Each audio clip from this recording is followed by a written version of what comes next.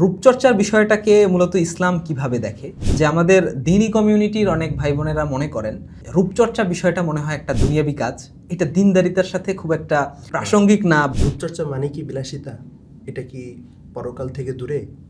ইসলাম কি এটা উৎসাহিত করে? তো মানুষকে আল্লাহ তাআলা সৃষ্টি করেছেন দুইটাই খাওয়ার জন্য, মাংস এবং শাকসবজি। পশু খাবে ঘাস, মানুষ খাবে শাকসবজি। একবার প্রশ্নটা করা হয়েছে আল্লাহ রসুলকে, তখন উত্তর দিয়েছেন তাসুর রুহু ইজা নাজারা, যে নারী এমনভাবে থাকবে যে তার দিকে যখন তার স্বামী তাকাবে, তাকানোর সাথে সাথে খুশি হয়ে যাবে। অনেক নারী আছে তাদের হাতে 6টা আঙ্গুল, বিয়ে হচ্ছে না, অথবা মুখের ভিতরে বড় কোনো আচিলা হয়েছে যেটা তার সৌন্দর্যকে নষ্ট করে দিচ্ছে। কতটুকু পরিচর্যা বা রূপচর্চাকে আমি বুঝবো যে এটা আমার ন্যাচারাল বিউটিকে আরও বেশি পরিপাটি এবং সুন্দর করে উপস্থাপন করছে বা সুন্দর রাখার জন্য একটা প্রসেস বা প্র্যাকটিসের মধ্য দিয়ে যাচ্ছে। আমাদের মাথায় রাখা দরকার যে আমি এমন রূপচর্চা, এমন কোনো সাজসজ্জা অবলম্বন করছি কিনা যার দ্বারা যেটা বাস্তবে আমার নাই, এবং মানুষ দেখে ধোকাগ্রস্ত হবে বা ধোকায় পড়ে যাবে। তারা যদিও এটা কটাক্ষ করেছে, কিন্তু এটা তো ইসলামের পূর্ণতার একটা দলিল, ইসলামের মতো একটি, যেখানে সামান্য বিষয়টাও ইসলাম ছেড়ে দেয়নি কথা বলতে হবে কিভাবে, সেটাকেও ইসলাম ছেড়ে দেয় নাই, তাহলে রূপচর্চার মতো গুরুত্বপূর্ণ বিষয়কে ইসলাম কিভাবে ছেড়ে দিবে? আসসালামু আলাইকুম রহমতুল্লাহ। মুহতারাম, কেমন আছেন? ওয়ালাইকুম আসসালাম রহমতুল্লাহ, আপনি কেমন আছেন? আলহামদুলিল্লাহ। আজকে আমরা একটা টপিক নিয়ে কথা বলবো। টপিকটা হচ্ছে রূপচর্চা।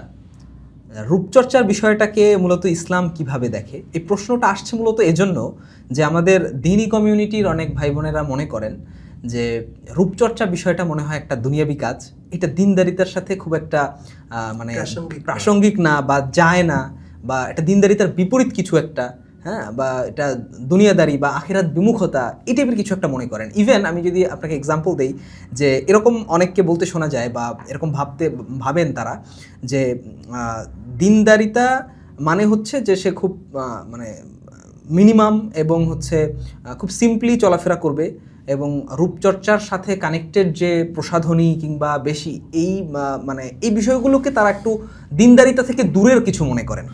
তো এই বিষয়টাকে আসলে ইসলাম কিভাবে দেখে? আমি আপনার প্রশ্ন থেকে দুইটা জিনিস ফাইন্ড আউট করেছি। একটি হলো দিনদারিতা, রূপচর্চা বিষয়ে যা আমাদের দিনদার কমিউনিটি আছে তাদের ভিতরে দুই ধরনের মানসিকতা আছে। একটি হলো যে রূপচর্চা করা এটি পরকাল থেকে দূরে সরে যাওয়া, বিলাসিতা ডুবে যাওয়া। অপর আরেকটি মানসিকতা হলো অতিমাত্রায় রূপচর্চা করা। তো তাহলে দুইটা বিষয় আমি ব্যাখ্যা করি। প্রথম বিষয় যেটা, রূপচর্চা মানে কি বিলাসিতা? এটা কি পরকাল থেকে দূরে? ইসলাম কি এটাকে অনুৎসাহিত করে? আসেন আমরা এটা একটু বোঝার চেষ্টা করি। আসলে রূপচর্চাকে ইসলাম অত্যন্ত গুরুত্ব দিয়েছে, মূল্যায়ন করেছে, এবং শুধু মূল্যায়নই করেছে তা না, ইসলাম উৎসাহিতও করেছে। একটি হাদিস যদি আমরা একটু লক্ষ্য করি একটি হাদিসের প্রতি, তাহলে বিষয়টা আমাদের সামনে অত্যন্ত স্পষ্টভাবে ফুটে উঠবে। হাদিস শরীফের ভিতরে আসছে, আল্লাহ রাসূল বলছেন ইন্নাল্লাহ জামিলুন ইউহিব্বুল জামাল। আল্লাহ তাআলা নিজে সুন্দর, সৌন্দর্যকে পছন্দ করেন। এখান থেকে রূপচর্চা যে ইসলামে বৈধ সেটা খুব সুন্দরভাবে ফুটে ওঠে। দ্বিতীয়ত, সাহাবা ইকরাম এবং আল্লাহ রাসূল সাল্লাল্লাহু আলাইহি ওয়াসাল্লামের জিন্দেগি যদি আমরা ফলো করি বা একটু লক্ষ্য করি, তাহলে সেখানে দেখতে পাবো দুই ধরনের হাদিস আছে। এক হাদিসের ভিতরে আল্লাহ রাসূল বলছেন যে তোমরা যখন রাত্রিবেলায় তোমাদের পরিবারের কাছে যাও, স্ত্রীদের কাছে যাও, যাওয়ার আগে অবাঞ্ছিত পশম এবং শরীরের যে সকল পশম ইত্যাদি বিষয়াদি আছে থাকা উচিত নয়, সেগুলোকে পরিষ্কার করে যাও।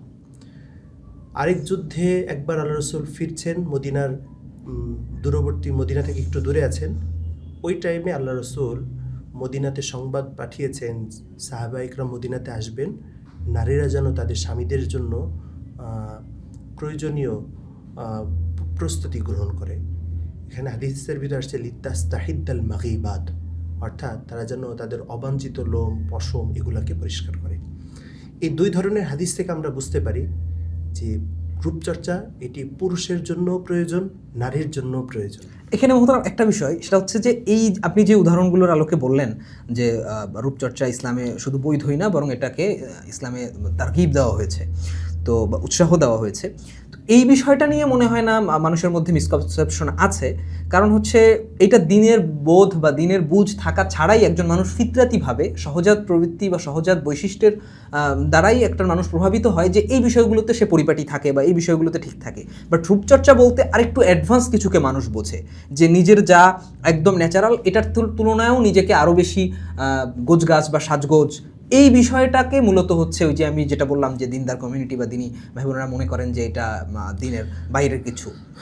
আপনি যেটা বলেছেন সেখানে দুই ধরনের সমস্যা আছে। একটা হলো স্বাভাবিকতা, আরেকটা হলো অস্বাভাবিকতা। স্বাভাবিকতা যেটা, সেটা হলো যে এমনভাবে সাজসজ্জা করা যেটা আল্লাহ প্রদত্ত তার সৌন্দর্যকে আরও সুন্দরভাবে উপস্থাপন করা হবে, ফুটিয়ে তুলবে। এটাকে ইসলাম নিঃসন্দেহে উৎসাহিত করেছে এবং এটা এই ক্ষেত্রে আব্দুল্লাহ ইবনে আব্বাস রাদিয়াল্লাহু তাআলা আনহুর উনি বলছেন যে আমি চাই আমার স্ত্রীর জন্য সেভাবে সাজতে যেভাবে আমার স্ত্রীও আমার জন্য সাজে। তাহলে এই সাজার অর্থ কী? এখান থেকে আমাদের সাহাবীদের এই জীবন আদর্শ থেকে আমাদের বোধহয় আমাদের জীবনেও এবং নেওয়ার ওই কিছু হাদিসটাও আছে। মনে হয় এখানে খুব প্রাসঙ্গিক, জি। যেখানে বলা হয়েছে যে ভালো বা উত্তম নারীর বৈশিষ্ট্য বলতে গিয়ে রাসূল সাল্লাল্লাহু আলাইহি সাল্লাম হ্যাঁ, বলেছেন। হ্যাঁ, খুব চমৎকার। আল্লাহ রাসূল সাল্লাল্লাহু আলাইহি ওয়াসাল্লামকে জিজ্ঞাসা করা হয়েছে, আইয়ুন নিসাই খায়রুন, তো সবথেকে ভালো নারী কে? এই প্রশ্নটা আল্লাহ রসুলের জিন্দেগিতে একাধিকবার জিজ্ঞাসা করা হয়েছে। আল্লাহ রসুল যিনি প্রশ্ন করেছেন, প্রেক্ষাপট, তার প্রশ্নকারীর অবস্থা, এগুলোর উপর ভিত্তি করে ভিন্ন ভিন্ন উত্তর দিয়েছেন। ভিন্ন ভিন্ন উত্তর দিয়েছে। তার যে ক্ষেত্রে কমতি আছে বা ওই টাইমে যে উত্তরটা সব থেকে বেশি গ্রহণযোগ্য ছিল তার জন্য সে উত্তরটা দিয়েছেন। তো একবার প্রশ্নটা করা হয়েছে আল্লাহ রসুলকে, তখন উত্তর দিয়েছেন তাসুর রুহু ইদা নাজারা, যে নারী এমনভাবে থাকবে যে তার দিকে যখন তার স্বামী তাকানোর সাথে সাথে খুশি হয়ে যাবে। তো এই খুশিটা আপনার তখনই হয় যখন আল্লাহ প্রদত্ত সৌন্দর্যটাকে সে সুন্দরভাবে উপস্থাপন করে, পরিচর্যা করে ফুটিয়ে তোলে। আর এই সাজসজ্জার ক্ষেত্রে আরও একটা বিষয় আছে, সেটা হলো অতি মাত্রায় নিজেকে প্রেজেন্ট করা, তুলে ধরা, যা নাই তাও উপস্থাপন করা। যেমন একজনের ভুরু হলো ছোট, তো সে কৃত্রিম ভুরু ব্যবহার করছে। একজনের কি বলে, আপনি স্বাভাবিক যে গায়ের ন্যাচারাল যে কালার আছে সেটাতে অনেক বেশি পরিবর্তন করে সে ফর্সা জি, দেখালো বা এরকম কিছু। হ্যাঁ, হ্যাঁ, এগুলার বিভিন্ন উপায় উপকরণ এবং মাধ্যম আপনিও জানেন, সমাজে আছে, আমিও জানি, সেগুলার নাই বলি। তো এগুলার থেকে আমাদের দূরে থাকতে হবে, কারণ এর মাধ্যমে প্রকারান্তরে মানুষকে ধোঁকা দেওয়া হয়। তো এই ধোঁকা, এটা ইসলাম কখনোই পছন্দ করে না। সাজসজ্জা অবশ্যই হতে হবে শালীনতার মাঝে, ইসলামী মূলনীতির আলোকে, বৈধতার সীমারেখা। এই পয়েন্টটা থেকেই আরও কিছু মানে দিনী বোনদের মাঝে অনেক সময় অনেক মিসকনসেপশন দেখা যায়, যে এই যে ন্যাচারাল বিষয়টাকে ধরে রেখে পরিচর্যা করে আরও বেশি সুন্দর করা, আর আরেকটা হচ্ছে যেটা একেবারেই নেই সেইটাকে হচ্ছে শো অফ করা বা সেটাকে বানানোর চেষ্টা করা। যেটা অনেক সময় অনেক দেখা যায় যে যাদের গায়ের রং কালো তারা হয়তো অনেক মেকআপ করে একদম ফর্সা হয়ে যাওয়ার চেষ্টা করছেন, বা ব্রুর ব্যাপারে যেটা বললেন। তো এইটার ক্ষেত্রে একটা প্রশ্ন এরকম আসে যে এটার সীমা কতটুকু, যে কতটুকু পরিচর্যা বা রূপচর্চাকে আমি বুঝবো যে এটা আমার ন্যাচারাল বিউটিকে আরও বেশি পরিপাটি এবং সুন্দর করে উপস্থাপন করছে বা সুন্দর রাখার জন্য একটা প্রসেস বা প্র্যাকটিসের মধ্য দিয়ে যাচ্ছে। খুব সুন্দর একটা প্রশ্ন করেছেন। এক্ষেত্রে আমরা রূপচর্চার মূলনীতিগুলোকে ফলো করতে পারি, তাহলে সহজেই আমরা রূপচর্চার ক্ষেত্রে যে প্রান্তিকতা আছে, বাড়াবাড়ি আছে, সীমা লঙ্ঘন আছে, সেটা থেকে আমরা দূরে থাকতে পারবো। আপনি প্রশ্ন করেছেন যে মানে স্বাভাবিকতার বাইরে কখন সেটা অস্বাভাবিক হবে। এক্ষেত্রে স্বভাবতই আমাদের মাথায় রাখা দরকার যে আমি এমন রূপচর্চা, এমন কোনো সাজসজ্জা অবলম্বন করছি কিনা যার দ্বারা যেটা বাস্তবে আমার নাই এবং মানুষ দেখে ধোঁকাগ্রস্ত হবে বা ধোঁকায় পড়ে যাবে। তো এ জাতীয় রূপচর্চা, এটার বহু ধরনের নানাবিধ ধরন হতে পারে। তো আমরা যদি এই মূলনীতিটাকে ফলো করি যে আমার এই রূপচর্চার দ্বারা কেউ ধোঁকাগ্রস্ত হচ্ছে কিনা, বাস্তব সৌন্দর্য আড়াল করে কৃত্রিম সৌন্দর্য উপস্থাপন করে কাউকে ধোঁকা দেওয়া হচ্ছে কিনা, এই বিষয়টাকে যদি আমরা সামনে রাখি, তাহলে আমি আশা করছি তিনি অস্বাভাবিক যে রূপচর্চা ইসলামে নাজায়েজ, সেটা থেকে বেঁচে থাকতে পারবো। আচ্ছা, ওই হাদিসটা এখানে উদাহরণ হিসেবে আসতে পারে কিনা, যেখানে একজন নারী ওই যে আল্লাহ রাসূলের চিঠি হাত দিয়েছিলেন, যে ওই হাদিসের ভিতরে একবার একটা ঘটনা ঘটেছে। আল্লাহ রাসূলের কাছে এক নারী একটা চিঠি দেওয়ার পরে আল্লাহ রাসূল চিঠিটা নিতে ইতস্তত বোধ করছেন। তো নারী যখন দেখলো যে চিঠি নিচ্ছেন না, তখন তিনি লজ্জা পেয়ে জিজ্ঞেস করলেন, ইয়া রাসূলুল্লাহ, আপনি কেন আমি চিঠি দিচ্ছি চিঠিটা কেন নিচ্ছেন না? গ্রহণ করছেন না কেন? তখন বলছেন, তুমি পুরুষ নাকি নারী সেটা তো আমি বুঝতে পারছি না। তুমি যদি নারী হতে তাহলে তো তোমার হাত মেহেদি রাঙা থাকতো। এখান থেকে আমরা বুঝতে পারি মেহেদি ব্যবহার করা বা মানে এমন ক্রিম ব্যবহার করা যার দ্বারা মানে নারী সুলভ যে কোমলতাটা এটা হাতে বজায় থাকে, হাতে বা শরীরের সব জায়গায় বজায় থাকে। চেহারায় এটা কখনো অস্বাভাবিক কোনো প্রসাধনী সামগ্রীর ব্যবহার না বা রূপচর্চা নয়, এটা স্বাভাবিকতার ভিতরেই থাকতে পারে। এই হাদিস থেকে মানে এটা হচ্ছে যে একটা মানুষের চামড়ায় যে একটা ন্যাচারাল একটা ভাইব থাকে, এই ভাইবটা কাজের কারণে, মানে দৈনন্দিন ঘরোয়া কাজ বা হচ্ছে ডে বাই ডে একটা সময় পার হয়ে যাওয়া বা লাইফস্টাইলের ভিন্নতার কারণে এটা নষ্ট হতে পারে বা এটা ক্ষয় হয়ে যেতে পারে। চেহারা সৌন্দর্য, শরীরের সৌন্দর্য মানুষের নষ্ট হয়ে যেতে পারে।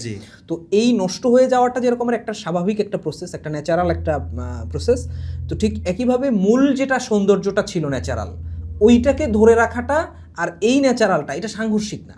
মানে এটার মাধ্যমে এই যে ন্যাচারাল লাইফস্টাইলের পরিবর্তনের কারণে কিংবা ধীরে ধীরে ডে বাই ডে, ধরেন একটা 20-22 বছর 25 বছরের একটা মানুষের চামড়ার যে মাদকতা 40 বছরের একটা তো সেটা থাকবে না। কিন্তু সে যদি সেই ন্যাচারালটা ধরে রাখার জন্য কোনো প্রক্রিয়া অবলম্বন করে, সেটা অবৈধ হবে না। এটা এই হাদিস দ্বারা তো সেটাও বোঝা যায়। যে এই হাদিস দ্বারা বোঝা যায়। তবে অবশ্যই যে প্রসাধনীগুলো ব্যবহার করা হচ্ছে সেগুলোর ব্যাপারে সতর্ক থাকতে হবে যে স্বাস্থ্যগত ঝুঁকি আছে। রাইট, এটা একটা হারাম কোনো পদার্থ তার উৎপাদনের ক্ষেত্রে, তৈরির ব্যবহার করা হয়েছে সেখানে ব্যবহার করা হয়েছে কিনা, এটা একটা গুরুত্বপূর্ণ পয়েন্ট। এই ক্ষেত্রে অবশ্য এখন তো ইন্টারনেটের যুগে সহজেই সার্চ দিলে যে কোনো প্রোডাক্টের ডিটেইলস পাওয়া যায় যে এটা কিভাবে প্রস্তুত হয়েছে। তো এটা আশা করি যারা তাকওয়াবান তারা এই ধরনের কোনো একটা কিছু কেনার জন্য তো এটা একটু ঘাটাঘাটি করেই নেবেন, এটাই অবশ্যই। আরেকটা বিষয় এটার সাথে খুব প্রাসঙ্গিক, সেটা হচ্ছে এই রূপচর্চার বিষয়গুলো আসলেই অনেকে মনে করেন যে রূপচর্চা মানেই মনে হয় বিষয়টা নারীদের টপিক। হ্যাঁ, যদি আমাদের আলোচনার শুরুর দিকেও একটা ছিল যে ইবনে আব্বাস রাদিয়াল্লাহু তাআলা আনহুর ওই যে কওলটা, যেখানে উনি বলেছেন নিজের পরিপাটি হওয়ার কথা, এটা জানা সত্ত্বেও অনেকে তারপরও মনে করেন যে এটা নারীদের জন্য। সমকালীন রূপচর্চার মাসাইল এই বইটা যখন আপনাদের প্রকাশনী থেকে প্রকাশিত হয়েছে, হওয়ার 1-1.5 মাসের ভিতরেই আমার একটা অনুভূতি তৈরি হয়েছে। অনুভূতিটা এই প্রসঙ্গে শেয়ার করি। অবশ্যই। আমাকে অনেকে জিজ্ঞাসা করেছে যে তুমি নারীদের বিষয়ে বই লিখলে কেন? আচ্ছা, নারীদের বিষয় মানে সে আগে থেকে ধরেই নিচ্ছে যে এই টপিকটা নারীদের টপিক। জি, এটা নারীদের টপিক এবং এটা নারীদের বিষয়ে বই। তো আমি তখন সবাইকে বোঝানোর চেষ্টা করেছি যে আসলে রূপচর্চা এটা শুধুমাত্র নারীদের জন্যই নয়, পুরুষেরও রূপচর্চা হতে পারে, যেটা আব্দুল্লাহ ইবনে আব্বাস রাদিয়াল্লাহু তাআলার হাদিস থেকে বুঝতে পারি।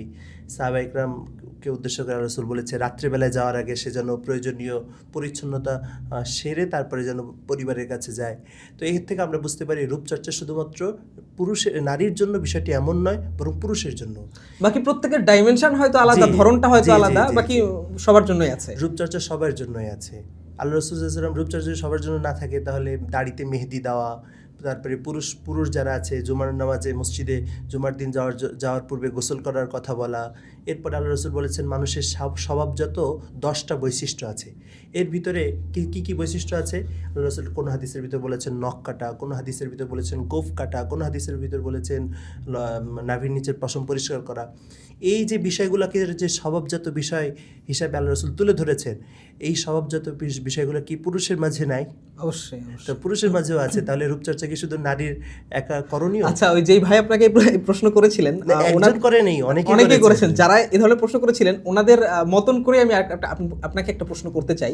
মানে ওনাদের মতন না, যেহেতু আমি বিষয়টা বুঝতে পেরেছি বা বুঝি, সেহেতু ওনাদের মতন না, কিন্তু কাইন্ড অফ ওরকম যে ইসলামে তো আরো অন্যান্য অনেক বিষয় আছে যেগুলো মানুষের অজ্ঞতা আছে, আমাদের সমাজে জানার ঘাটতি আছে। এই টেকনোলজির যুগে, সোশ্যাল মিডিয়ার যুগে জ্ঞান বা হচ্ছে যদি বলি ফরজ ইলম, যেটা একদম বেসিক নলেজগুলো মানুষের অনেক সহজলভ্য হওয়া সত্ত্বেও মানুষের অনেক বিষয়ে জানার ঘাটতি আছে, কমতি আছে।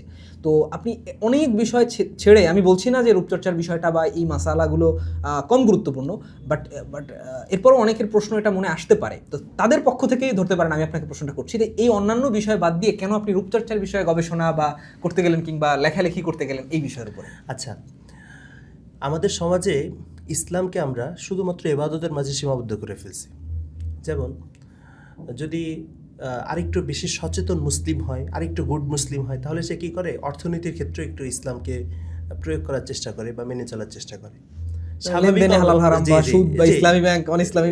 শুধু এই পর্যন্ত আমাদের ইসলাম চর্চাটাকে আমরা সীমাবদ্ধ করি, কিন্তু আমরা ভুলে যাই কোরআন কারীমের ভিতর আল্লাহ তাআলা বলেছেন যে ইসলাম এটা একটা পূর্ণাঙ্গ জীবন ব্যবস্থা। আল-ইয়াওমা আকমালতু লাকুম দীনাকুম ওয়া আতমামতু আলাইকুম নি'মাতি ওয়া রাদিতু লাকুমুল ইসলামা দীনা। এই আয়াত থেকে আমরা বুঝতে পারি ইসলাম একটা সামগ্রিক ধর্ম, পূর্ণাঙ্গ জীবন ব্যবস্থা ইসলামের মাঝে আছে। তো মানুষের দৈনন্দিন জীবনে রূপচর্চা এটিও তো একটা দৈনন্দিন জীবনের একটা অংশ, ক্ষুদ্র অংশ। ইসলামের মতো একটা মহান দিন, একটা ধর্ম, এই বিষয়কে কিভাবে এড়িয়ে যাবে? ইসলাম তো সেই ধর্ম যে ধর্মের ব্যাপারে ইহুদিরা কটাক্ষ করে বলেছিল, আরে তোমরা তো এমন মোহাম্মদের অনুসরণ করো যে মোহাম্মদ ডান পা দিয়ে বাথরুমে যাবে না বাম পা দিয়ে যাবে সেটা শেখায়, বাথরুমে কিভাবে বসতে হবে সেটা শেখায়। তো এই যে তারা যদিও এটা কটাক্ষ করেছে, কিন্তু এটা তো ইসলামের পূর্ণতার দলিল, একটা দলিল, যে right? ইসলামের মতো একটি যেখানে এই সামান্য বিষয়টাও ইসলাম ছেড়ে দেয়নি কথা বাথরুমে বলতে, যেতে হবে কিভাবে Right. সেটাকেও ইসলাম ছেড়ে দেয় নাই, তাহলে রূপচর্চার মতো গুরুত্বপূর্ণ বিষয়কে ইসলাম কিভাবে ছেড়ে দিবে? তো আমাদের বাস্তবিক জীবনে আমরা নামাজ, রোজা, হজ, যাকাত, অর্থনৈতিক ক্ষেত্রগুলোতে ইসলাম পালনের চেষ্টা করি, কিন্তু রূপচর্চাটা আমাদের অনেকেরই অবহেলার বিষয় থেকে যায়। অবহেলার কারণ এটা নয় যে আমরা দিন মানতে চাই না, অবহেলার কারণ হলো এটা যে এই বিষয়ে যে ইসলামের দিক নির্দেশনা আছে এটাই অনেকের ধারণাতেই আসে না, অনেকের ধারণাতেই আসে না, বা এটা আমাদের অনেকের কাছে অজানা। রাইট। তো সেই জায়গা থেকেই আমার এই বই নিয়ে কাজ করা। যেমন আমি আপনাকে উদাহরণস্বরূপ বলি, আমাদের যদি ঢাকা শহরে যদি একটু খোঁজ নেওয়া হয় তাহলে দেখা যাবে কোন বাড়ি আছে এমন, বা কোন অ্যাপার্টমেন্ট আছে যে অ্যাপার্টমেন্টে ওয়াটারপ্রুফ মেকআপ ব্যবহার করা হয় না, কোন এলাকা আছে যে এলাকায় ওয়াক্স করা হয় না। তারপরে বিশেষ করে পার্লারগুলোতে তো এগুলা খুবই কমন প্র্যাকটিস, মানে পার্লারে মানে কোনো এক ধরনের সার্ভিস নেওয়ার মধ্যে একদম বেসিক যেগুলো থাকে এর মধ্যে মনে হয় এগুলো থাকে। ঢাকা শহরে আপনার মুদিখানার দোকান যদি থাকে তো 4-5টা মুদিখানার দোকান একটা মহল্লায় থাকলে অন্তত 4-5টা পার্লার না থাকলেও একটা পার্লার আছে, একটা পার্লার আছে, রাইট। তো এর থেকে বোঝা যায় আমাদের সমাজ রূপচর্চা থেকে পিছিয়ে নেই। তাহলে রূপচর্চা যখন করছে তাহলে অবশ্যই সেটা ইসলামের সীমারেখার মাঝে থেকেই করা উচিত। সেই দৃষ্টিকোণ এবং সমাজের বাস্তবিক চাহিদা পূরণের জন্যই এই বই নিয়ে কাজ করা। আচ্ছা, আলহামদুলিল্লাহ। এটা আসলেই একটা খুবই সময় উপযোগী এবং মানুষের জন্য উপকারী একটা বিষয় ছিল বলতে অবশ্যই আছে, এবং যেহেতু বইটা তো খুব বেশি দিন হয়নি প্রকাশ হয়েছে, তাই না? এবং আশা করছি এটা মানুষের এই আপনি যে উদ্দেশ্য নিয়ে এটা দীর্ঘদিন ঘাটাঘাটি করেছেন এবং মাসালাগুলো সংকলন করেছেন, তো এতে মানুষের জন্য আশা করছি সেই উদ্দেশ্যটা পূরণ হবে, মানুষ এটা পড়বে এবং জানবে। আমি যদি আপনাকে একটু স্পেসিফিকভাবে আপনার কাছে জানতে চাই যে এরকম কয়েকটা মাসালার কথা কি আপনি বলতে পারেন যেটা আমাদের সমাজে খুব বেশি রূপচর্চার ক্ষেত্রে বা মানুষের দৈনন্দিন জীবনে ব্যবহার হচ্ছে, কিন্তু মানুষ সেটার ব্যাপারে ইসলামের নির্দেশনা সম্পর্কে মানে একদমই জানে না? মেকআপের ক্ষেত্রে, মেকআপ বা প্রসাধনের ক্ষেত্রে ওয়াটারপ্রুফ প্রসাধনী ব্যবহার করার বিষয় আছে, লেজার ট্রিটমেন্ট, তারপরে দাঁতের কিছু বিষয় আছে আমাদের। আচ্ছা, দাঁতের বিষয়টাতে একটু কথা বলি। এটা খুব ইন্টারেস্টিং একটা টপিক। রিসেন্টলি দেখা যাচ্ছে যে এটা নিয়ে খুব মানে সোশ্যাল মিডিয়াতে খুব হাসাহাসি, ট্রল কিংবা হচ্ছে আলোচনা সমালোচনা হচ্ছে, যে অনেকে যে ভ্যাম্পায়ার ট্রিথ বানাচ্ছে, এই যে দুই পাশের যে দাঁত দুইটা, যেটা হচ্ছে মাংসাশী প্রাণীর জন্য আল্লাহ তাআলা দিয়েছেন। কারণ হচ্ছে আমরা জানি যে মাংসাশী প্রাণীর দাঁত একরকমের হয় আর তৃণভোজী প্রাণীর দাঁত একরকম হয়, কিন্তু মানুষকে আল্লাহ তাআলা সৃষ্টি করেছেন দুইটাই খাওয়ার জন্য, মাংস এবং শাকসবজি। পশু খাবে ঘাস, মানুষ খাবে শাকসবজি, যার ধরুন আল্লাহ তাআলা মানুষকে দুই রকমের দাঁতই দিয়েছেন। তো এই দুই রকম দাঁতের যে সংযোগ স্থল, আপনি হয়তো বুঝতে পেরেছেন কোনটার কথা বলছি। ওইটাকে তারা হচ্ছে আরো লম্বা বানাচ্ছে, চোখা বানাচ্ছে। তো এইটা কি ইসলাম কি বলে এই বিষয়ে? ভ্যাম্পায়ার দাঁত এর দ্বারা ইসলামের অনেকগুলা বিধানের লঙ্ঘন ঘটে। আচ্ছা আচ্ছা। সর্বপ্রথম যে বিধানের লঙ্ঘন ঘটে সেটা হলো তাগয়ির ফি খালকিল্লাহ, অর্থাৎ আল্লাহ তাআলার সৃষ্টির মাঝে পরিবর্তন। রাইট। এই বডির মালিক আমি না, আমি বডির ব্যবহারের অনুমতি আছে, কিন্তু বডির মাঝে সৃষ্টিগত কোনো পরিবর্তন করার অনুমতি আমার, মানে মৌলিকত্বে কোনো পরিবর্তন আনা যাবে না, বাকি যা আছে ওটাকে সুন্দর পরিপাটি করা যাবে। ওটাকে পরিবর্তন, বা ওইটা যদি কোনো ত্রুটিপূর্ণ হয়, যেমন এই দাঁতের সাথেই, যেমন আমি একটা উদাহরণ দিলে খুবই মানে বিষয়টা ক্লিয়ার হয়ে যাবে। আপনি একটি বাসা ভাড়া নিয়েছেন, একটি অ্যাপার্টমেন্ট ভাড়া নিয়েছেন। আপনি একটা ফ্ল্যাটে যখন ভাড়া নিয়েছেন, মালিকের পক্ষ থেকে ফ্ল্যাটকে সুন্দর করার অনুমতি আছে, কিন্তু ফ্ল্যাটের ভিতরে কোনো নির্মাণ সংশ্লিষ্ট কাজ করার আপনার অনুমতি নেই। সুন্দর একটা উদাহরণ, মাশাআল্লাহ। ঠিক আল্লাহ তাআলা আপনাকে এই বডিটা আল্লাহ তাআলার দেওয়া আমানত, আল্লাহ এটার মালিক, এটা আপনাকে ব্যবহারের অনুমতি দিয়েছে, এটার মাঝে সৃষ্টিগত পরিবর্তনের অনুমতি আল্লাহ তাআলা দেন নাই। তো এই কাজটা, এই ধরনের বিধান লঙ্ঘন হচ্ছে, যেটা সম্পূর্ণ কোরআন এবং হাদিস বিরোধী কাজ। আল্লাহ তাআলা এটা থেকে আমাদের সবাইকে হেফাজত করেন। আমরা ট্রেন্ডের পিছনে না ছুটি, বরং মানে এটা আবারও খুব স্পষ্ট, আপনি যে বলেছেন যথেষ্ট স্পষ্ট, বাকি আরও স্পষ্ট ভাষায় এক বাক্যে যদি আমরা জানতে চাই যে এই ভ্যাম্পায়ার টিথ এটা করার কোনো সুযোগ বা অনুমতি ইসলামে নাই। জি না, স্পষ্টভাবে এটা হারামের কাতারে পড়ে যাবে, নাজায়েজের কাতারে পড়ে যাবে। তবে যদি কেউ, যেটা অনেকে করে থাকে যে দাঁতের ফাঁকা বন্ধ করার জন্য যে ওই ভ্যাম্পায়ারটা যে ট্রিটমেন্টের মাধ্যমে করে। খুব চমৎকার একটা কথা বলেছেন। অনেক নারী আছে তাদের হাতে 6টা আঙ্গুল, বিয়ে হচ্ছে না, অথবা মুখের ভিতরে বড় কোনো আঁচিলা হয়েছে যেটা তার সৌন্দর্যকে নষ্ট করে দিচ্ছে, ফলে বিবাহ পাত্রপক্ষ দেখলে অনীহা প্রকাশ করছে। এ ধরনের শারীরিক ত্রুটি দূর করার অনুমতি আছে। অবশ্যই সেক্ষেত্রে আমি আমার দর্শকদেরকে বলবো, কোনো বিজ্ঞ মুফতি সাহেবের পরামর্শক্রমে এটা, মানে তারা স্পেসিফিক প্রবলেমটা নিয়ে, এটা একটা ভালো পয়েন্ট। কারণ আমাদের এই আমাদের কনভারসেশনটা অনেকটাই ঘরোয়া কনভারসেশনের মতো। তো এইটা শুনেই যাতে কেউ নিজে নিজে সিদ্ধান্ত না নেয়, হ্যাঁ, এটা হচ্ছে তার জন্য একটা বেসিক একটা ইনস্ট্রাকশন। সে এটার আলোকে তার স্পেসিফিক প্রবলেমটা নিয়ে নিজস্ব কোনো আলেম বা মুফতির কাছে গিয়ে এটা জেনে নিবে যে আমি এইটা পরিবর্তন করতে চাচ্ছি, বা যেমন 6টা আঙ্গুল আছে, এখন একটা আঙ্গুল কেটে ফেলা, একটা আঙ্গুল যদি ডাক্তারের পরামর্শ অনুযায়ী স্বাস্থ্যগত ঝুঁকি না থাকে, তাহলে তার জন্য শরীরে এই শারীরিক ত্রুটি দূর করা, এটার বৈধতা আছে। আচ্ছা আচ্ছা, তো সেই হিসেবে দাঁতের ফাঁকা বন্ধ করার জন্য ওই সেম ট্রিটমেন্টটা যদি কেউ নেয় সেটা বৈধতা আছে। এবং ওইটার থেকে আরো ওইটা তো অস্থায়ী, ওইটা একদম স্থায়ী যেটা আছে যে ব্রেসের মাধ্যমে এটা দীর্ঘদিন তাতে লাগিয়ে রাখতে হয়, তো এটারও অনুমতি আছে। আচ্ছা আচ্ছা, ত্রুটি দূর করার অনুমতি আছে। তবে অনেকে আবার দাঁত ফাঁকা করে ফ্যাশনের জন্য, এটার অনুমতি ইসলামে নেই। রাইট, সেটা তো সুস্পষ্ট হাদিসের মাধ্যমেই, যদি আমি ভুল না করি, নিষিদ্ধ একদম। আচ্ছা আচ্ছা আচ্ছা, আপনার বইটার আরও অনেক বিষয় আছে যেটা হয়তো আমাদের সমাজে মানুষের অজানা, কিংবা হচ্ছে মানুষ চর্চা করছে কিন্তু মানুষ জানে না। যেমন শরীরের অবাঞ্ছিত লোম পরিষ্কার করার তো অনেক রকম পদ্ধতি আছে। নর্মালি মানুষ যুগ যুগ ধরে যেটা করে আসছে সেটা হচ্ছে মুন্ডানো বা শেভ করা, কিংবা হচ্ছে প্লাক করা, তুলে ফেলা।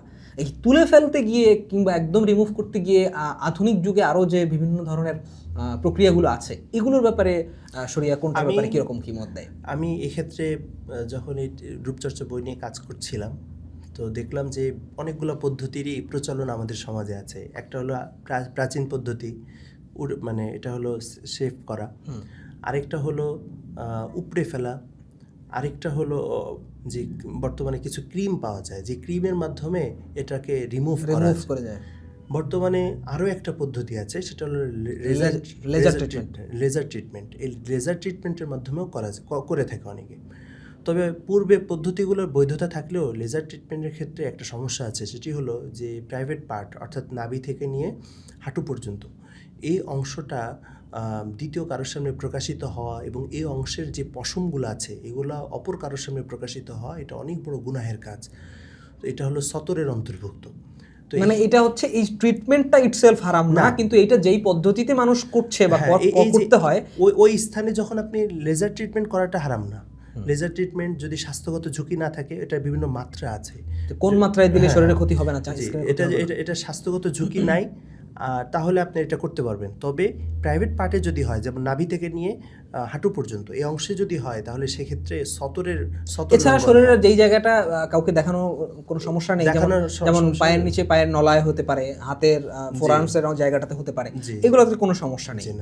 আর আরেকটা বিষয়, এই লোম পরিষ্কার করার সাথেই কানেক্টেড, সেটা হচ্ছে অনেক ছেলেরাও আজকাল হচ্ছে শরীরের পশম তুলে ফেলে, বিশেষ করে যারা দেখা যাচ্ছে যে কি বলে বডি বিল্ডিং করে, তারা হয়তো শরীরটাকে ভালো সুন্দর করে দেখানোর জন্য তারা হয়তো বুকের বা শরীরের লোম তুলে ফেলে। এটার বিষয়ে ইসলাম, এটা সরাসরি নাজায়েজ নয়, তবে অনুচিত, এটা থেকে বিরত থাকা কাম্য।